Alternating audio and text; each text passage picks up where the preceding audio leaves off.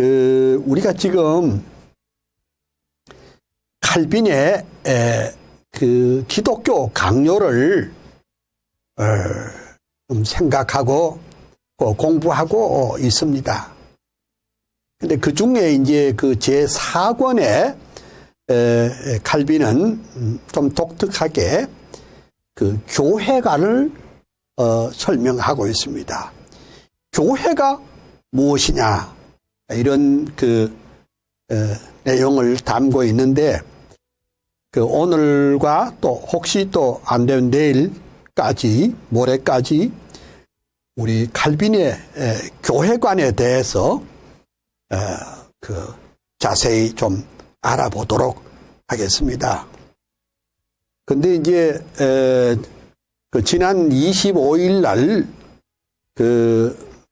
그 공권력이 우리 사랑제일교회의 야밤에 와서 참 입에 담기 어려운 그런 일들을 감행을 했습니다.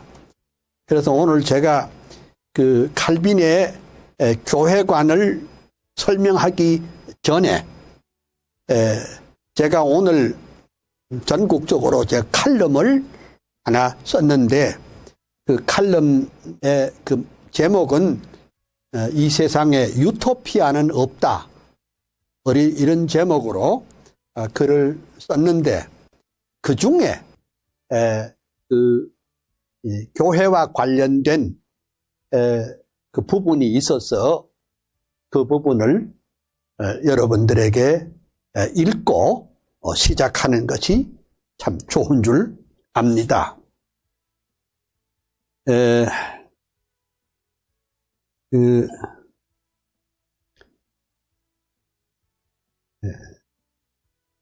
그 일부분을 제가 읽을게요.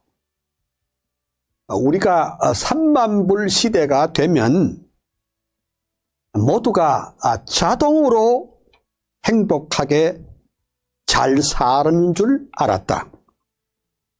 그런데 이 정부는 공산주의적 유토피아를 꿈꾸면서 한 번도 경험하지 못한 나라로 우리를 끌고 가고 있다. 정부는 그들의 목적을 이루기 위해서 중국 공산당식 방법으로 교회를 박해하기 시작했다. 마스크를 안 쓴 목사는 10만 원의 벌금을 내게 되었고, 코로나 시책에 맞지 않으면 교회를 폐쇄한다는 법까지 만들었습니다. 지난 11월 25일 밤 자정에 사랑제일교회에 철거반 용역 700명과 경찰 600여 명이 급습을 했습니다. 그것은 사실 방역지침법 위반입니다. 나 같은 사람은 그곳의 개발에 대해서 아는 바가 전혀 없지만은 어째서 한밤중인 자정에서 새벽 4시까지 철거 전쟁을 벌였는지 알 길이 없다. 목자 없는 어리고 여린 성도들에게 쇠파이프를 휘두르고 겁박을 하고 교회당을 부수기 위해 모든 공권력이 동원이 되었습니다. 2019년 중국 우한에서 중국 공산당이 당국의 지침이라면서 48개의 교회당에 불을 지르고 포크레인으로 십자가 탑을 부수는 것을 저는 유튜브로 본 일이 있습니다. 그저께 사랑제일교회에 일어난 일은 중국 공산당의 판박이지 싶습니다. 중국 우한에서 공산당의 교회 파괴 때문에 아마 코로나19가 온 것이 아닌지 생각을 해 보았습니다. 우리 정부는 무엇이 그리 겁이 나서 모든 사람이 깊이 잠든 한밤중에 철거 작전을 폈는지 모르겠습니다. 아마 중국 공산당처럼 교회 죽이기 모델 케이스로 사랑제일교회를 잡지 않았나 이렇게 생각이 되집니다. 소득이 3만 불 시대가 되어도 유토피아는 없습니다. 왜냐하면 돈과 권력에 대한 인간의 탐욕과 죄악이 있는 한 이 땅에 유토피아는 없습니다. 한국의 기독교는 대단합니다. 하지만은 최근에는 목회자가 영적인 것보다도 육적이고 정치적이고 세속적이 되었습니다. 결국 교회 살리는 것도 강단을 회복하는 길이요. 나라를 살리는 길도 교회가 교회다워질 때 가능할 것입니다.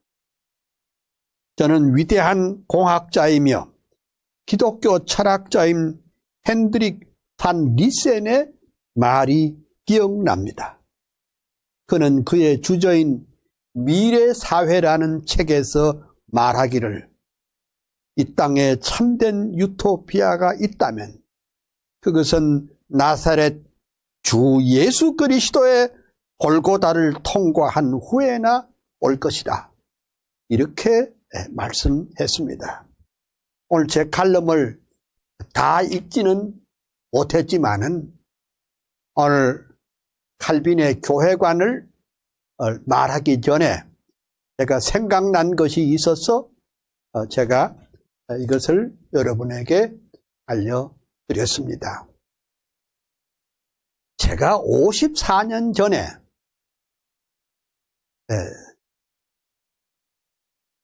저희 교회를 핍박하는 그 동네 지주가 우리 교회당을 부셔버리겠다고 큰 막대기를 가지고 이렇게 때리고 이렇게 했는데, 그런데 그로부터 그는 알 수 없는 병, 창자가 썩어지는 병에 걸렸어. 그가 예언한 3월 1일 날 택시 안에서 객사한 일도 있습니다. 이것도 제가 제 칼럼에서 밝힌 일이 있지만은, 교회는 주님의 몸된 교회입니다. 몸된 교회를 핍박하고 몸된 교회를 박해하는 사람치고 제대로 된 적이 없다는 것을 말씀드립니다.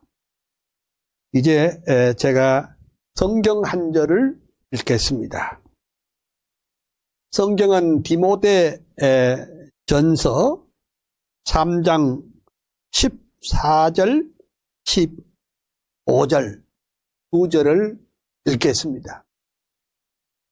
내가 속히 네게 가기를 바라나 이것을 쓰는 것은 만일 지체하면 너로 하나님의 집에서 어떻게 행하여야 할 것을 알게 하려 함이니, 이 집은 살아계신 하나님의 교회요 진리의 기둥과 터이니라. 말씀을 오늘 기억하면서 제가 생각을 해보겠습니다. 그 칼빈의 기독교 강요 4권에는 교회가 무엇이냐에 대해서 말하고 있습니다. 뭐 여러 가지 있지만은 우선 칼빈은 직분의 제일 첫 형태는 목사다 이렇게 했습니다. 칼빈 목사님은 목사직이 교회의 전체적인 활동을 다 포괄하는 것으로 알았습니다. 다른 모든 직분자들은 말하자면 목사가 하는 일에 동참하는 것이다.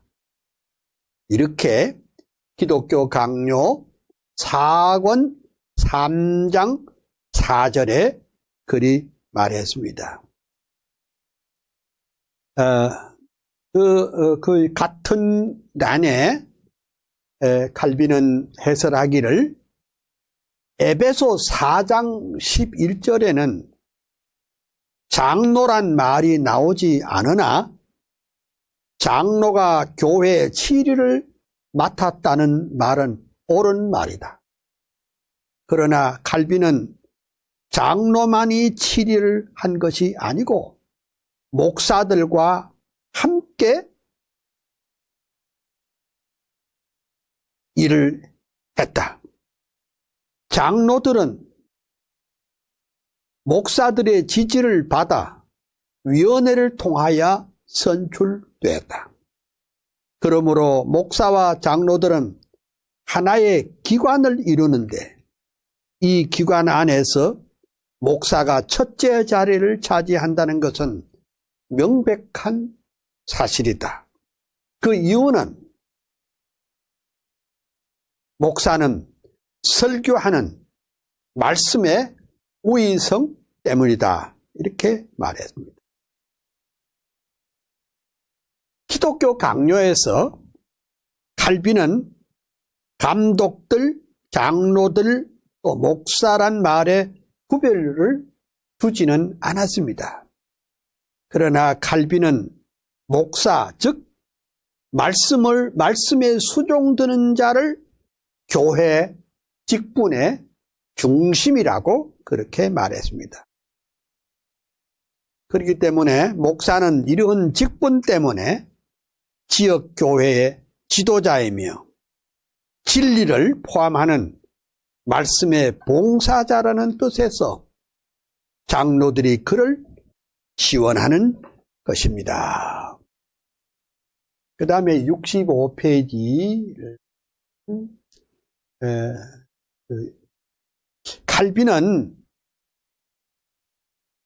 그 직분을 무슨 카리스마적인 성격을 내세우지 않고 있습니다.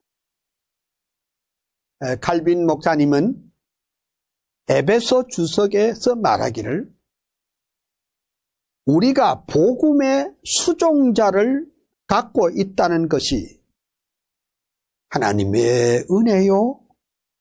또한 그들이 여러 가지 필요한 은사를 겸비하고 있다는 것이 또한 은혜이며 그들이 맡은 일을 잘 수행하게 된 것이 또한 하나님의 은혜라. 그렇게 말했습니다. 이것은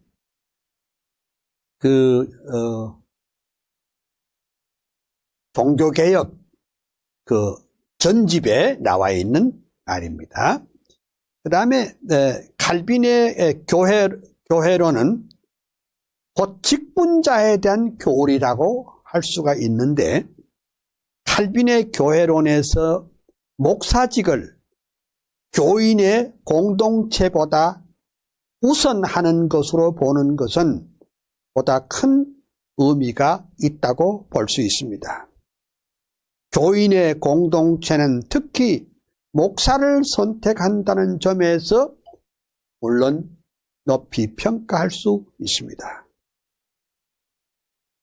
칼빈 목사님이 교회의 직분을 그토록 중요시한 이유는 개인적이거나 주관적인 감정보다는 먼저 하나님의 말씀을 존중했기 때문입니다. 그러니까 우리가 직분 중에 목사님의 직분이 제일 높은데 그 목사의 직분이 왜 그렇게 중요하냐? 그것은 하나님의 말씀을 선포하기 때문에 그렇다는 것입니다.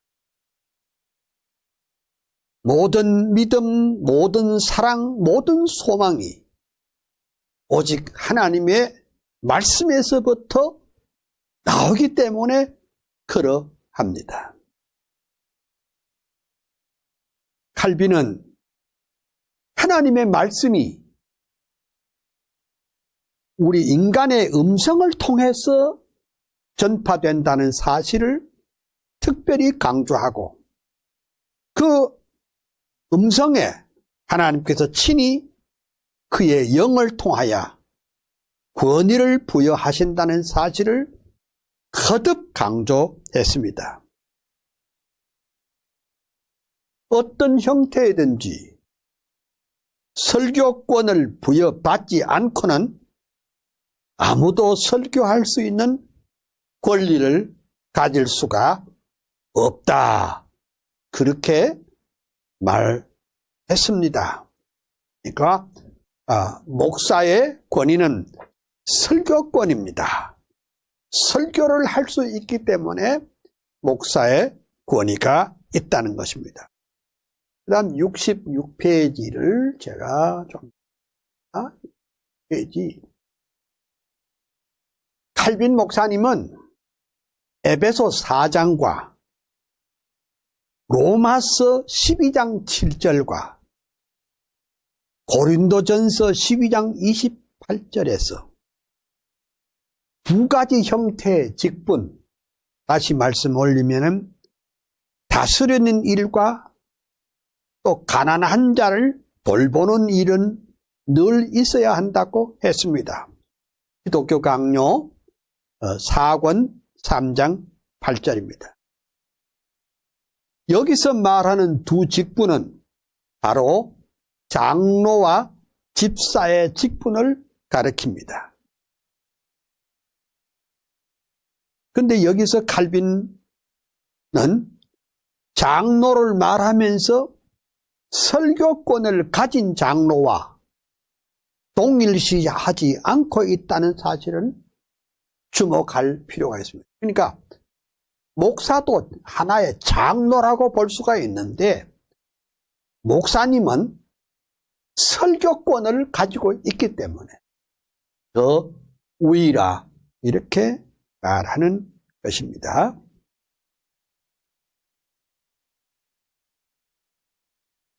칼빈은 직분을 유기적으로 이해를 했는데 칼빈의 입장은 목사와 장로가 당회를 중심하여 제도적으로 서로 협동하게 되어 있다. 그러니까 목사님과 장로님들은 이 당회를 통해서 운영하면서 서로 협동해야 한다는 것입니다.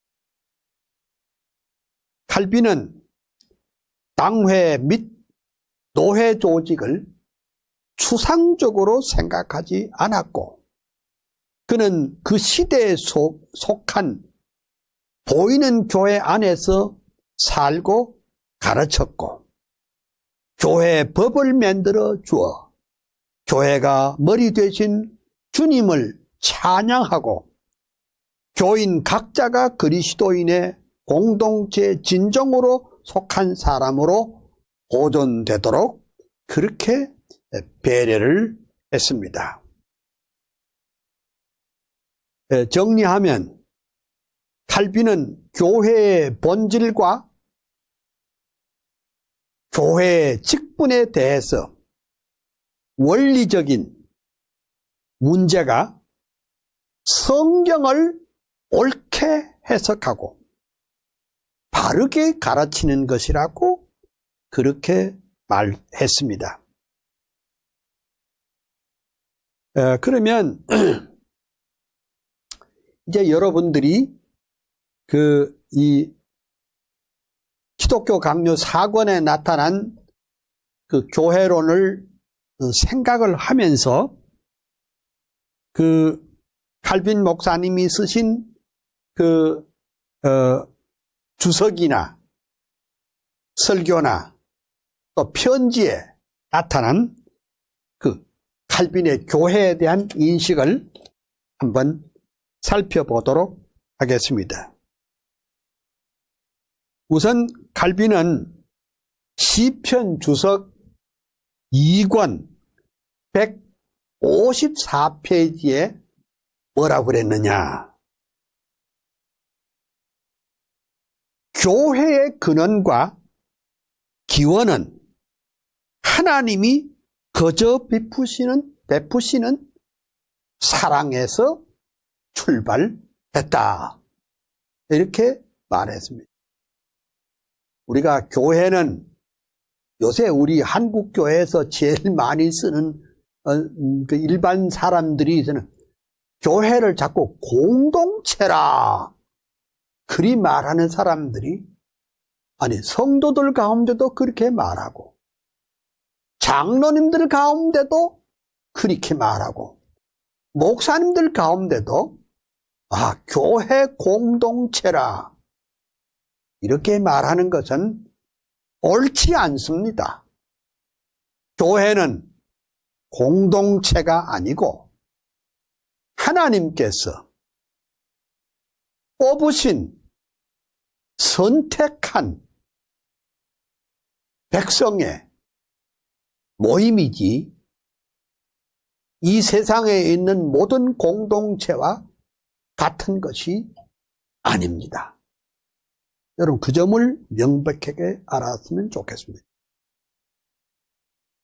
그 다음에 이제 칼빈 목사님은 히브리서 주석 24페이지에 이렇게 말했습니다. 교회를 회복하고 교회를 세우는 사역은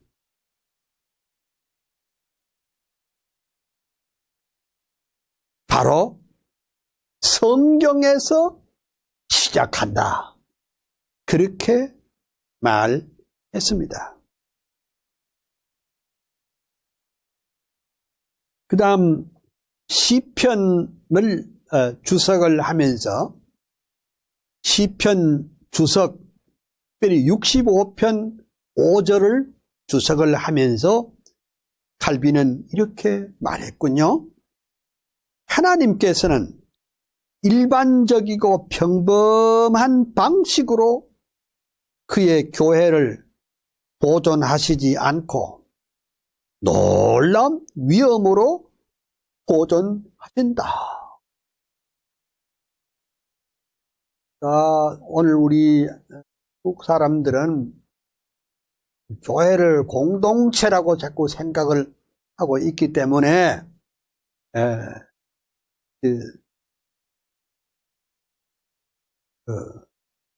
문제가 많습니다. 자기 마음에 안 맞으면 교회를 상처를 내고 정부는 교회를 부셔버리려고 그러고 목사들의 입을 틀어막으려고 그러는데 대단히 잘못됐습니다. 미국의 미시간에 칼빈 대학의 총장을 역임했던 R.B. 카이퍼라는 학자는 이렇게 말했습니다. 교회에 상처를 내는 것은 그리스도의 몸에 상처를 내는 것과 같다. 그렇게 말했습니다. 내가 다시 말할게요. R.B. 카이퍼 박사는 말하기를 교회에 상처를 내는 것은 그리스도의 몸에다가 상처를 내는 것과 같다. 왜냐하면 교회는 그리스도의 몸이기 때문에 그렇습니다. 요즘 교회가 그 정부에 대해서 바른 말을 하면은 정부가 교회를 핍박하고 이렇게 허물어 버리려고 하는데, 그거는 교회 건물을 허물려는 것보다도 예수 그리스도를 대적하고 예수 그리스도의 몸에다가 상처를 주는 것과 같습니다. 그러므로 그리스도께서 그것은 용납하지 않을 것입니다. 그 다음에 시편 주석 가운데 제3권 194페이지에 칼빈 목사님은 이렇게 말했습니다. 교회는 하나님의 영광이 펼쳐지는 특별한 극장이다. 와, 참 놀라운 말씀이네요. 교회는 하나님의 영광이 펼쳐지는 특별한 극장이다. 그러니까 교회는 말씀을 통해서 하나님의 영광이 드러나야 한다는 것입니다. 하나님의 영광이 말씀을 통해서 드러날 때 그 하나님의 영광이 온 누리에 펼쳐질 수가 있는 것입니다. 그 다음에 칼빈의 시편 주석 3권 12페이지에 이런 말을 또 했습니다. 교회는 하나님께서 그의 부성적 보살핌을 나타낼 수 있는 극장으로 선택됐다. 네? 교회는 하나님께서 그의 부성적 보살핌이란 뭡니까? 하나님께서 친히 그 교회를 억거하시고 그 자신을 말씀을 통해서 나타내는 것은 마치 우리가 영화관에서 연극이나 영화를 본 것처럼 우리 마음속에 주의 영광이, 주님의 영광을 볼 수 있는 그 장소가 바로 교회라, 이렇게 볼 수 있습니다. 그 다음에 같은 시편 3권 394페이지에 칼빈 목사님은 이리 말했습니다. 온 세상에서 교회 밖에는 영구한 것이 없다. 주님의 교회만이 영구하다는 것입니다. 교회의 행복은 원칙적으로 그것이 하늘의 영원한 상태로 보존되어 있기 때문에 그러하다라고 했습니다. 땅 위에 있는 모든 것은 다 소멸됩니다. 땅 위에 있는 모든 것은 다 분리되지만 주님의 교회만이 영원히 이 땅에 있을 것입니다. 그다음 같은 주석 399페이지에 이렇게 말씀했습니다. 하나님의 말씀의 표준에 따라 교회의 행복을 평가하는 것만이 참되다. 그러니까 교회가 참되다는 말의 뜻은 무슨 뜻입니까? 하나님의 말씀이 바로 선포될 때 그 교회가 참된 교회인 줄 믿습니다. 무슨 희한한 방법으로, 무슨 철학으로, 무슨 인본주의적인 무슨 귓맛이 솔깃한 그런 것을 가지고 교회를 세우려고 하면은 대단히 잘못된 겁니다. 참교회냐, 참교회가 아니냐, 그것은 교회가 생명 걸고 말씀을 선포하느냐 아니하느냐에 딸려 있는 것입니다. 강단에서 무슨 지성적인 만족을 또는 감성적인 만족을, 도덕적인 만족을 주기 위한 것은, 그것은 교회가 아닙니다. 참 교회는 참 하나님의 말씀, 곧 성경을 생명 걸고 증거할 때에 비로소 참된 교회가 된다 하는 것이 칼빈의 입장입니다.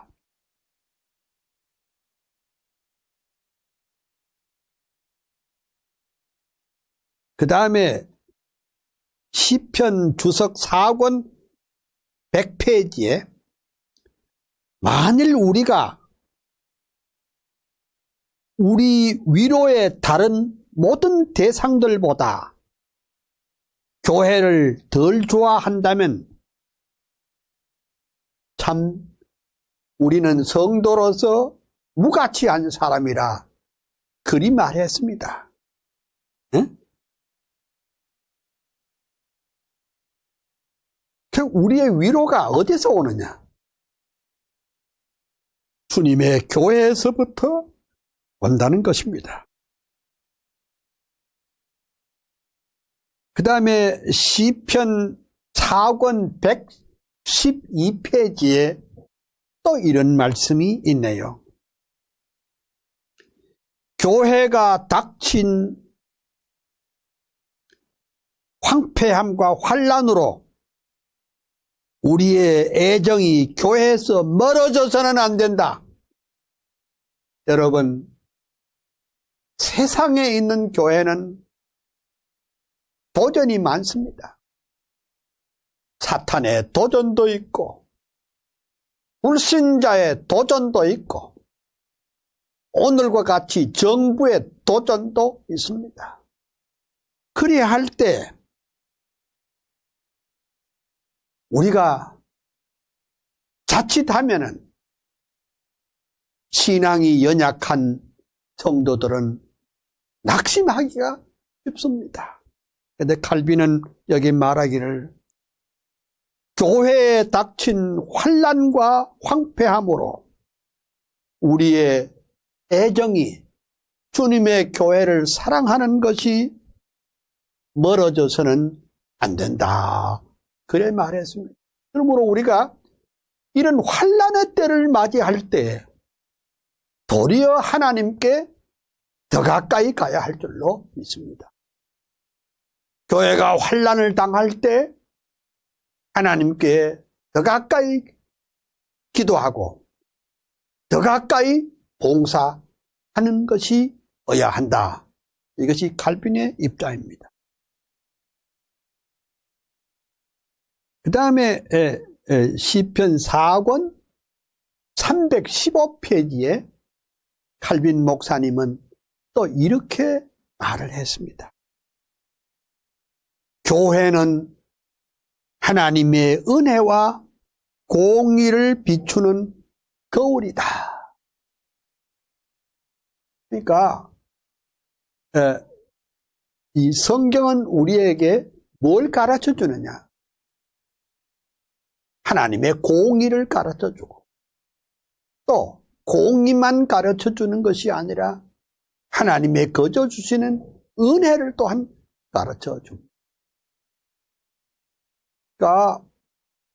우리가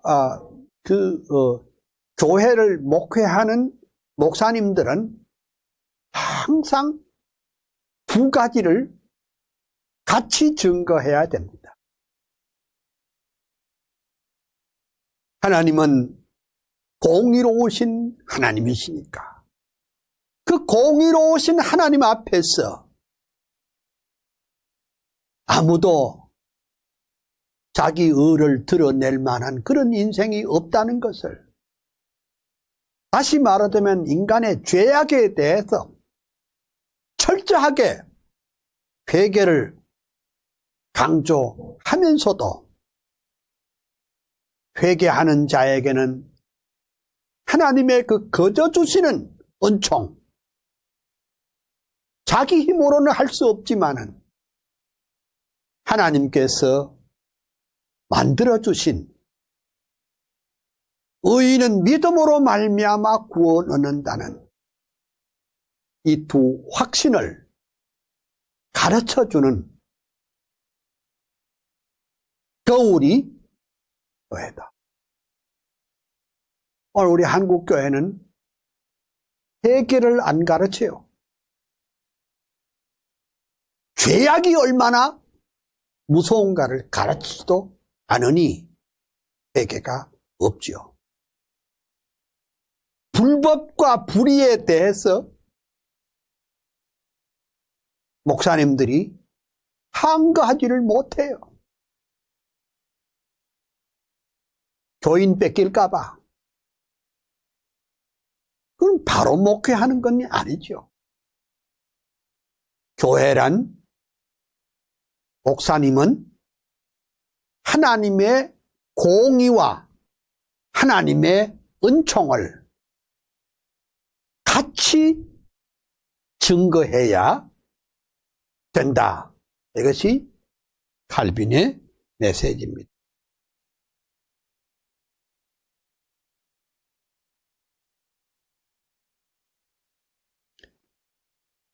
그 다음에 시편 주석 5권 124페이지에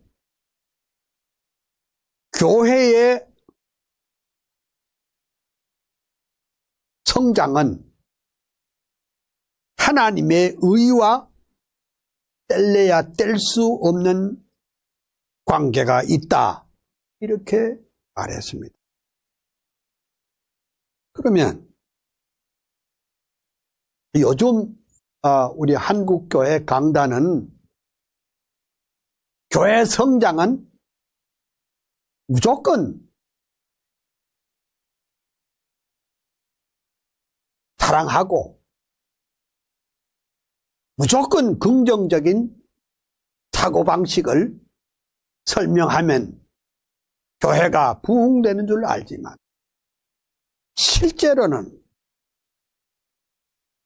하나님의 공의를 잘 증거하면서 하나님의 또 그 크신 거저 주시는 은총과 사랑을 동시적으로 전할 때 부흥될 줄로 믿습니다.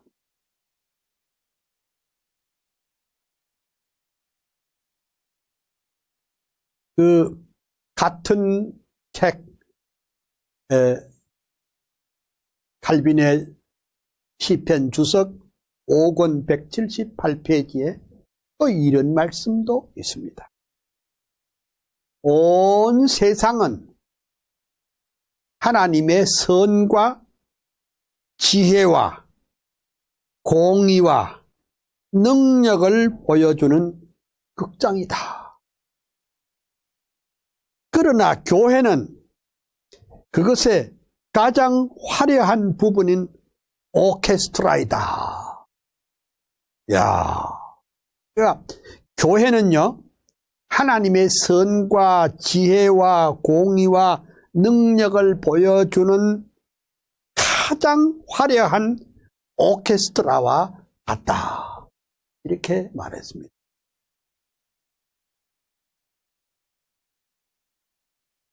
그 다음에 그 시편 5권 293페이지에 또 이런 말씀도 있군요. 교회가 폐허되고 붕괴됐을 때 일으켜 세우는 것은 처음 그것을 발견하는 것 못지않게 적절한 하나님의 사역이 있어야 된다.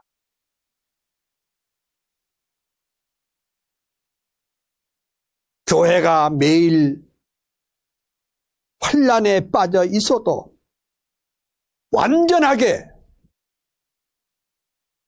회복이 될 것이다.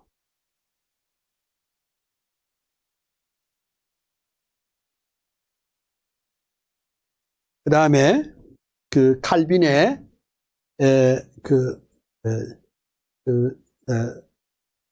이가 그 주석 가운데 모세의 5권 있잖아요, 그죠? 그 중에 4권의 책 주석 253페이지에 하나님은 사람들이 알지 못하는 방법들과 수단으로 그의 교회를 현저하게 높이신다. 그리 말했습니다.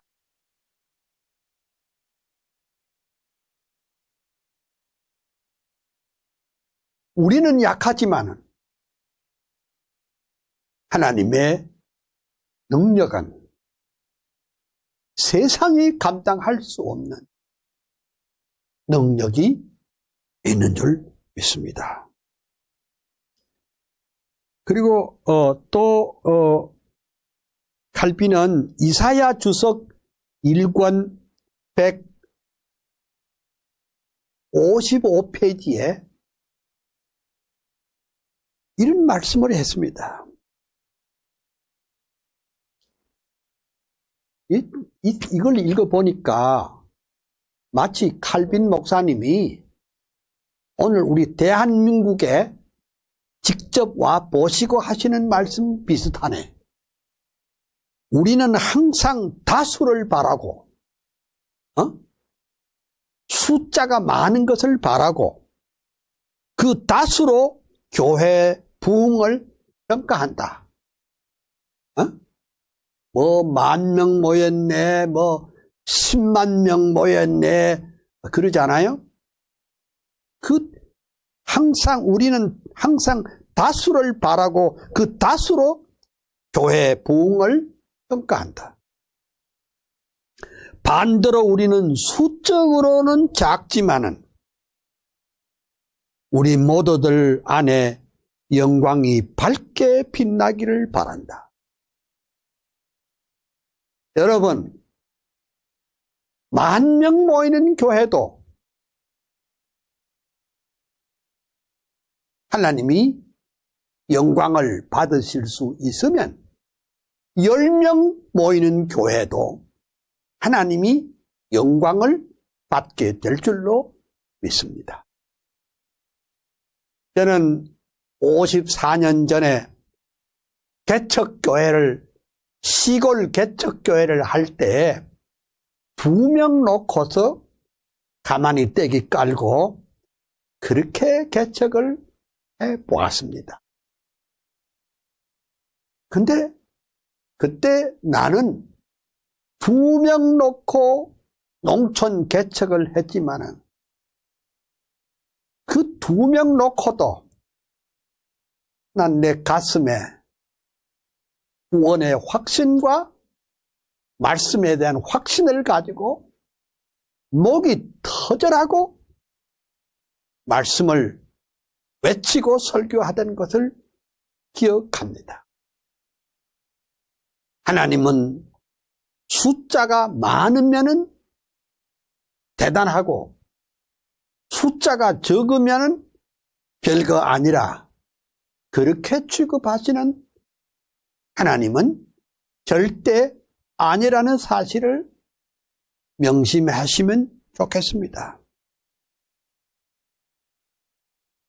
그리고 이제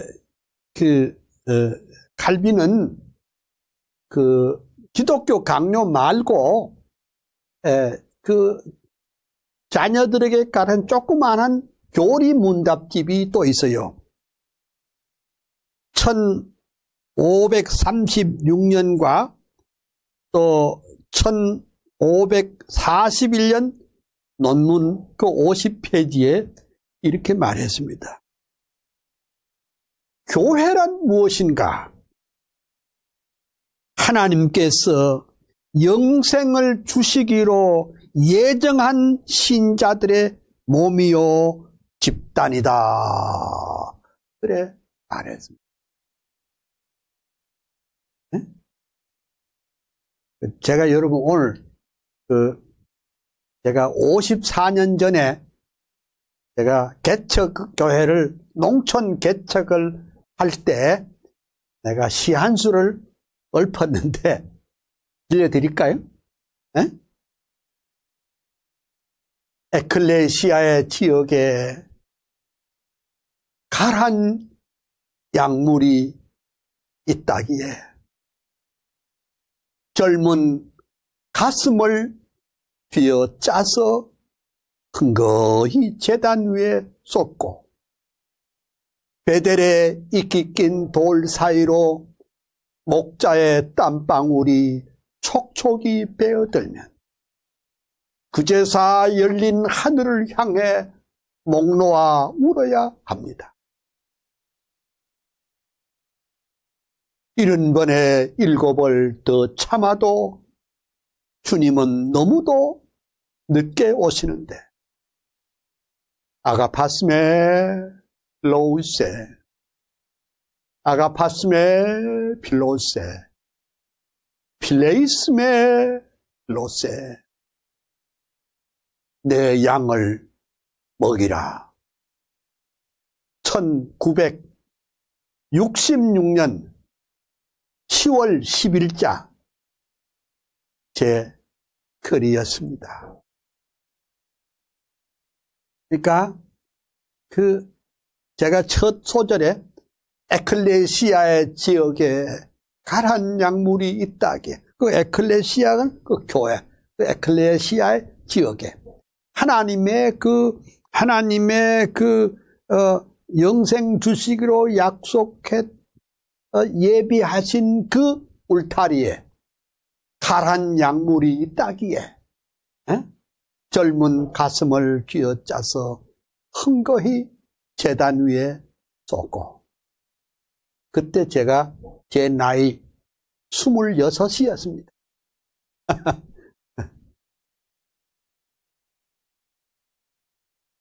그 다음에 칼빈은 이사야 주석 2권 45페이지에 이리 말했습니다.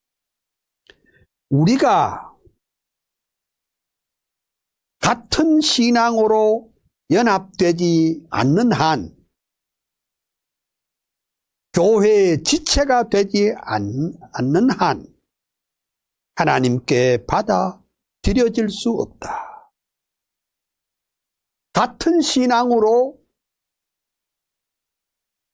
연합돼야 하나님이 받으신다.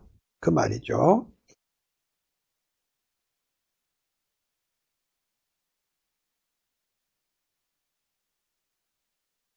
이사야 주석 3권 319페이지에 이런 말씀을 또 했습니다.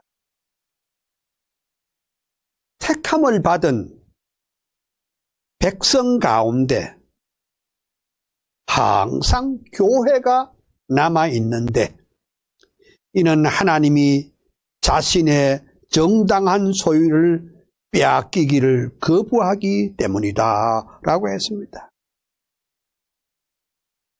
우리는 세상이 없어져도 당신의 택한 백성의 교회는 반드시 있을 것입니다.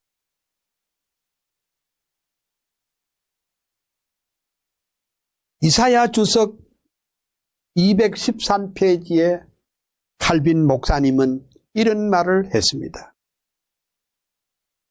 하늘의 교훈을 전파하는 소리가 들리지 않는 모임은 당연히 교회로 간주할 수가 없다. 야, 놀라운 말씀 아닙니까? 어때요, 여러분? 하늘의 교훈이 선포돼야 그것이 참된 교회라 말이죠. 세상에 무슨 잡담이나 하고 사람을 높이는 이 따위 운동을 하는 건 그건 교회가 아니란 말이에요.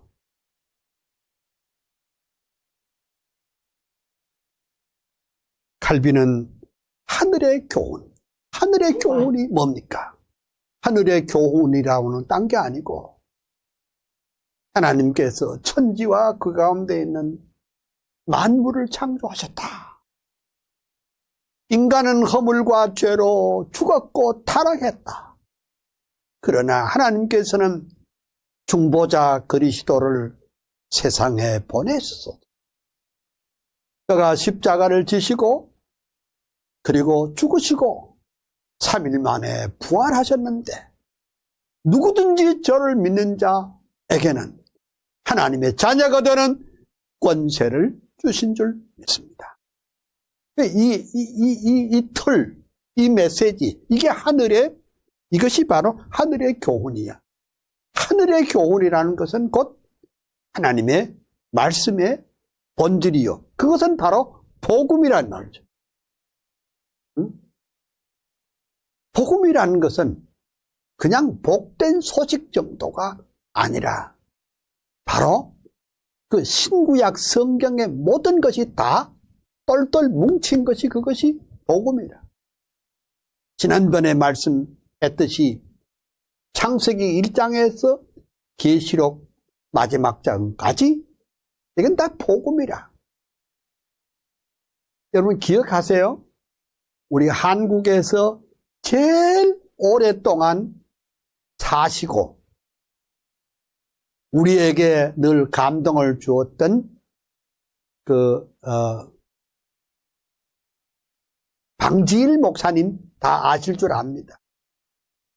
방지일 목사님의 책 가운데는 피의 복음이란 것이 있거든요. 그걸 읽어보면 이래 되어 있습니다. 방지일 목사님은 성경은 어디를 찔러도 피가 나온다. 야, 저는 이게 청년 시절에 오래전에 그 방지일 목사님의 그 책을 읽고 야, 이 어른이 정말로 성경을 후속사적으로 잘 보는 그런 어른이구나 생각을 했습니다. 성경은 어디를 찔러도 피가 나온다. 이 칼빈의 메시지, 하늘의 교훈을 전파하는 소리가 들리지 않는 모임은 당연히 교회로 간주할 수가 없다.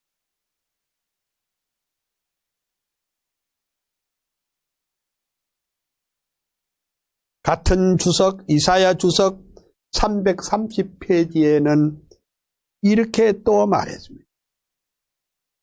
칼빈은 말하기를 주께서는 그의 교회를 선택해서 그의 진리를 증거하게 하셨다.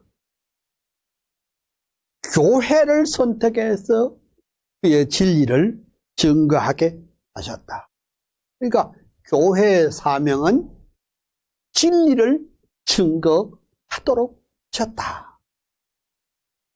옳습니다.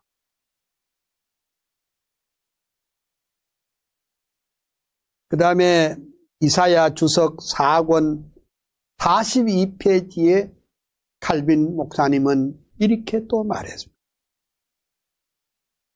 교회가 이 세상에서 순례자인 이상 십자가를 지고 겸손해지며 교회의 머리를 따를 수 있어야 한다. 교회의 최고의 장식과 영광은 겸손이다. 그래 말했습니다. 교회는 이 세상의 순례자인데 십자가를 지고 겸손해지고, 그리고 그 교회의 최고의 장식과 영광은 겸손해야 한다는 것입니다.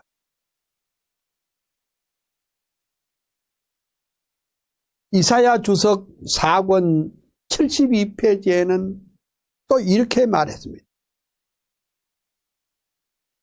교회를 보존하는데 하나님은 은혜를 보여주시고, 그 하나님의 은혜는 모든 다른 사역을 능가한다. 이렇게 말했습니다. 하나님은 당신의 교회를 보존하시고, 교회는 그리스도의 몸이기 때문에 그리스도의 몸의 상처를 입힌 자는 하나님이 용납하지 않는다는 것을 알아야 하는 것입니다.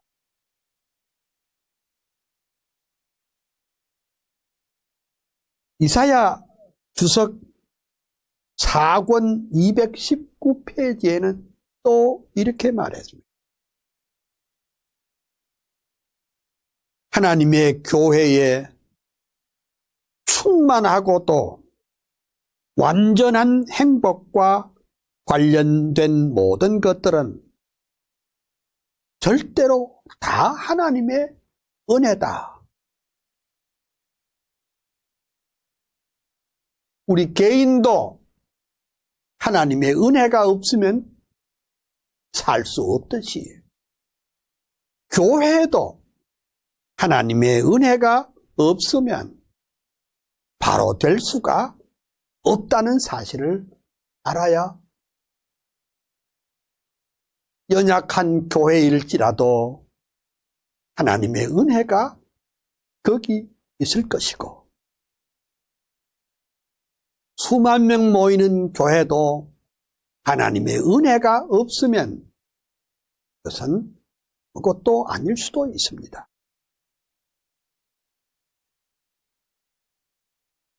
이사야 주석 4권 310페이지에는 또 이런 말씀이 있습니다. 주 예수께서는 그의 교회와 분리된 것은 아무것도 소유하지 않으신다. 그러니까 예수님과 교회는 분리된 것이 아니라 예수님 자신이 바로 몸이요, 그리스도의 몸이로, 예수님 자신이 바로 교회의 진리의 기둥과 터라는 사실을 명쾌하게 아는 것이 중요합니다.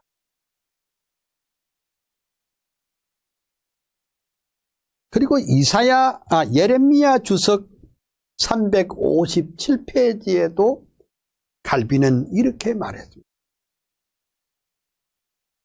교회의 외적인 모습은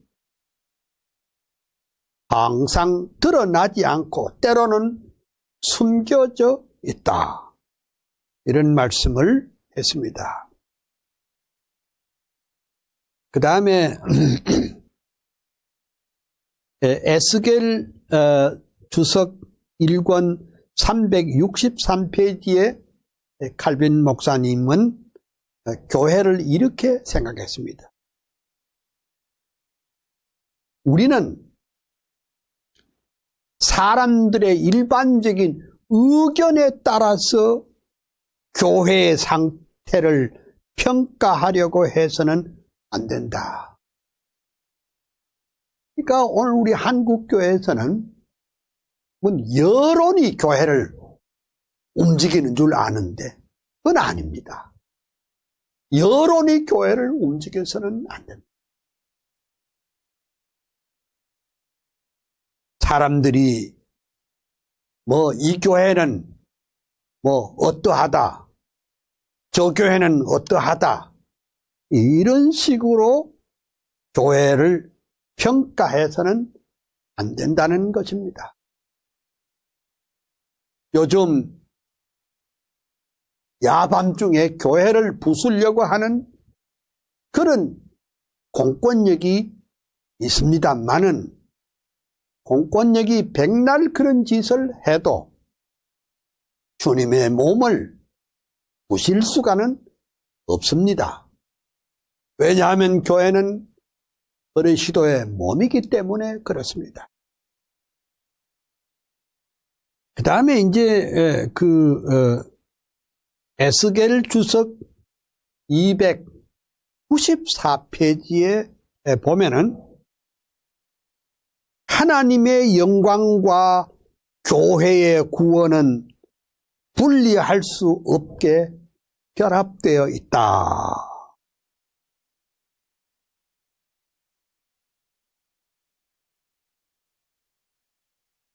하나님의 영광과 교회의 구원은 분리할 수가 없다. 다시 말하자면 구원은 결국은 하나님의 영광을 위한 것입니다.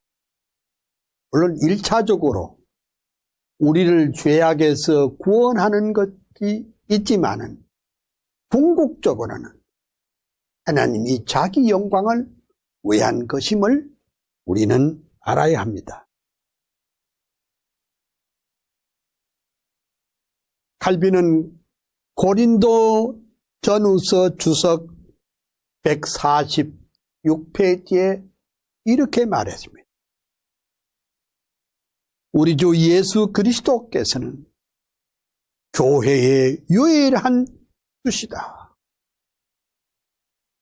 교회의 주인은 장로도 아니고 집사도 아니고 권사도 아니고 교회의 주인은 목사도 아닙니다.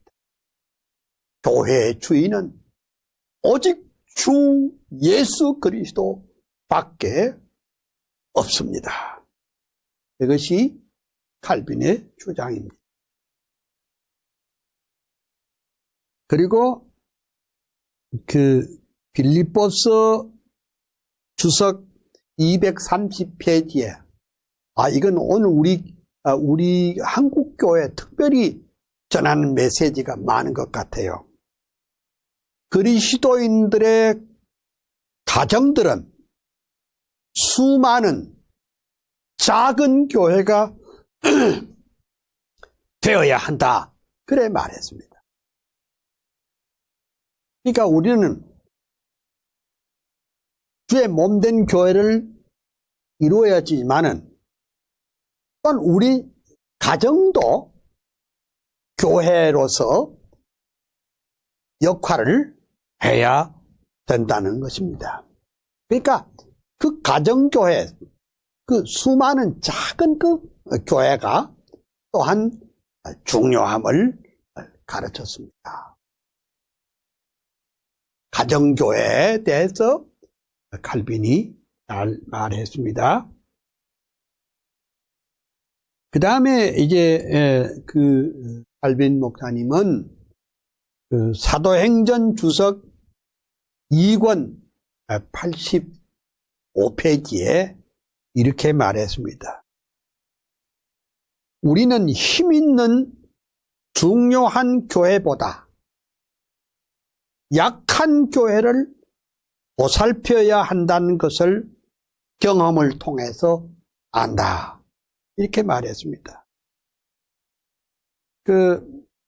칼빈은 사도행전 2권 주석에서 특별히 제네바에서 체험을 통해서 설명하면서 힘 있는 중요한 교회가 보다 약한 교회를 보살펴야 한다.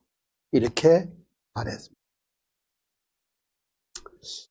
근데 제가 25일 사건을 보고 제가 느끼는 것은, 아니 우리는 다 그리스도 안에서 한 몸 된 교회인데 어느 한 교회가 이렇게 공권력으로부터 이 위협과 겁박을 당하고 그 여린 그리스도인들이 상처를 입고 몸에 상처를 입고 마음의 상처를 입고 인근 옥상에서 기와장을 쏟아부으면서 교인들을 상해한 이런 사건이 일어난 지가 벌써 한 주간이 가까워오는데 한국교회 지도자들, 특별히 대형교회, 중형교회, 소형교회 지도자들 할 것 없이 왜 말씀이 없지요?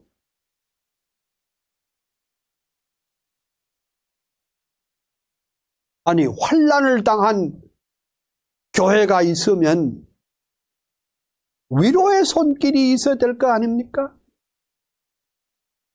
함께 아파하고 함께 고뇌하고,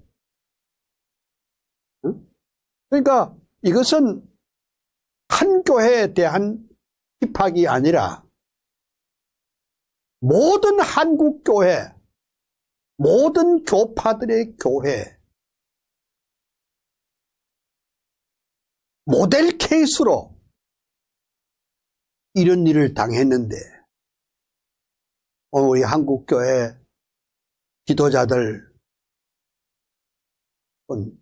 우리 교회하고 상관이 없으니, 나하고는 상관이 없으니 그래 눈을 감고, 이게 말이 됩니까?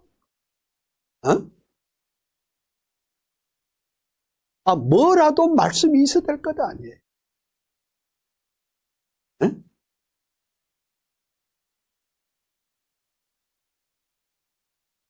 칼빈 목사님이 힘 있는 중요한 교회보다 약한 교회를 보살펴야 한다고 했는데, 환난을 당한 교회, 시험을 당한 교회, 어려움을 당한 교회, 그건 내 교회가 아니라고 발장을 끼고 있다면 그것은 옳지 않습니다.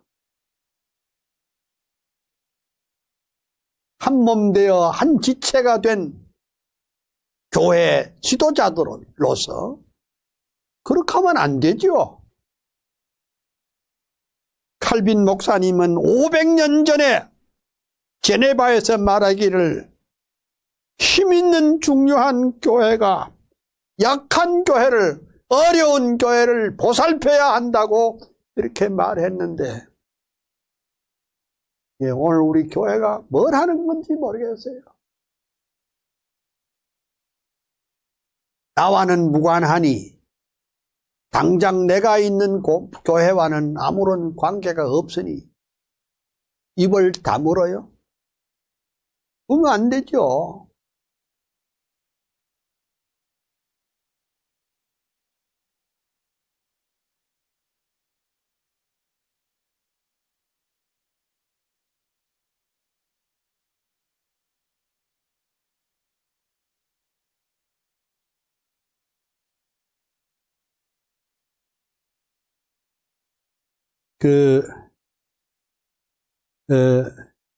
칼빈의 기독교 강요 4권 1장 9절에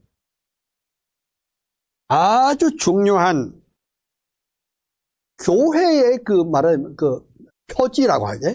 교회 표지라고 그랬죠. 교회의 표지가 뭐냐?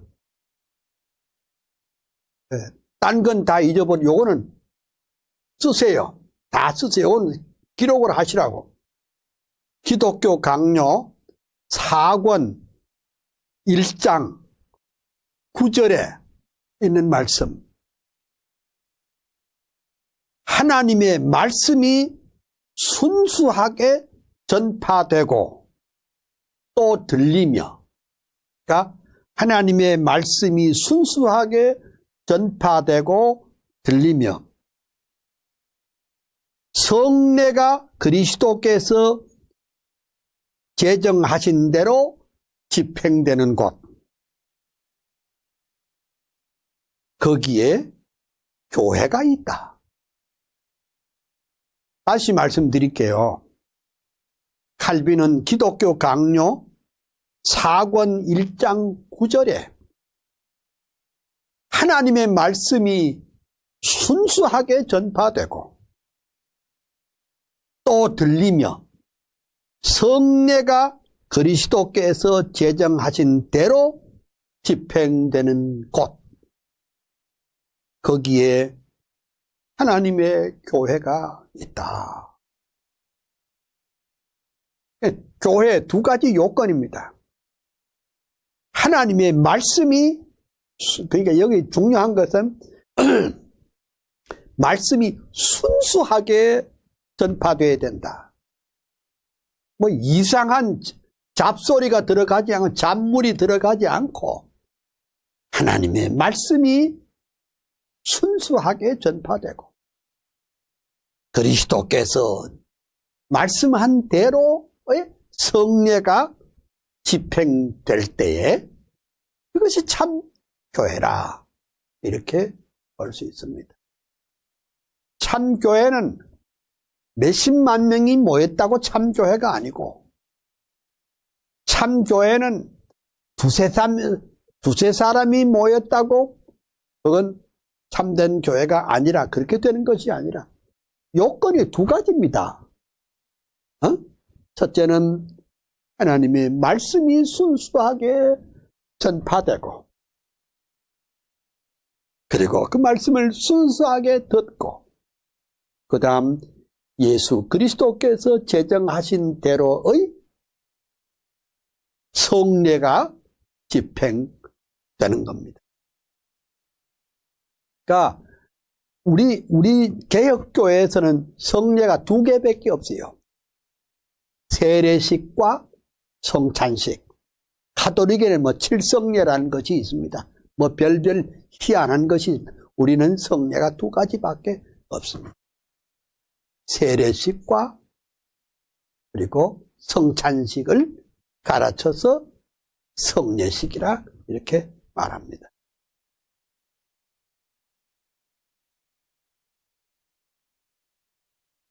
그 다음 기독교 강요 4권 2장 3절에 또 이런 말씀이 있네요. 주께서는 그의 말씀이 전파되고 헌신적으로 지켜지지 않는 곳은 그의 전으로 인정하지 않으신다. 이야,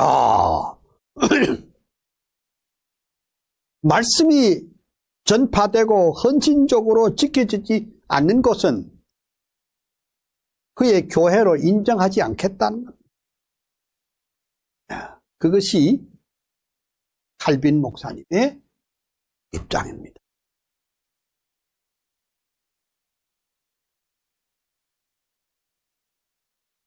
칼빈은 그 로마 캐톨릭의 추기경이었던 샤돌레트에게 보내는 그 편지, 그 논문인데 거기에 50페이지에 뭐라고 그랬느냐. 교회의 안전에 기초가 되는 것은 세 가지가 있는데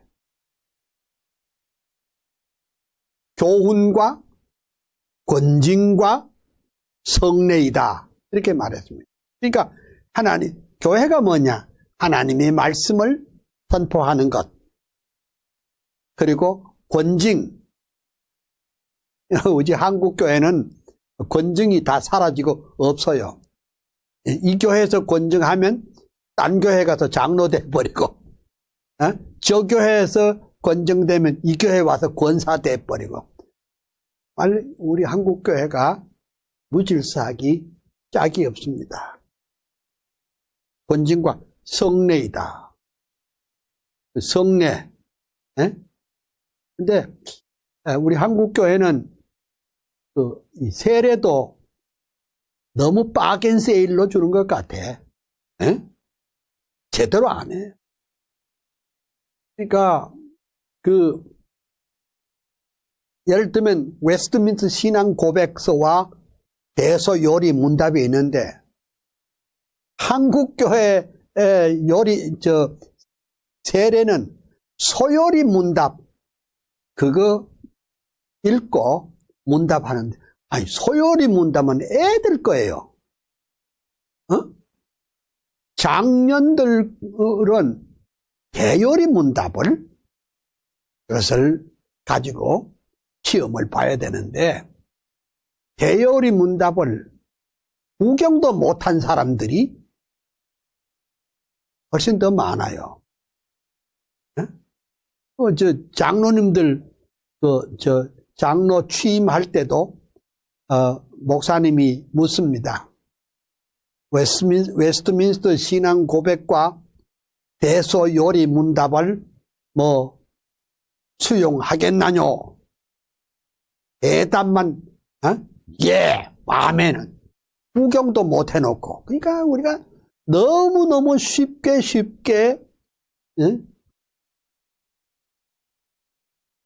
세례 주고 너무 쉽게 임직하고 그게 좀 문제입니다. 제가 지난번에 말했죠. 하란개혁교회는 하이델버그 캐리키즘 6년을 반복 교육하고 난 다음에 드디어 입교식을 합니다. 그러니 얼마나 단단한 개혁교회 신앙이 되겠습니까?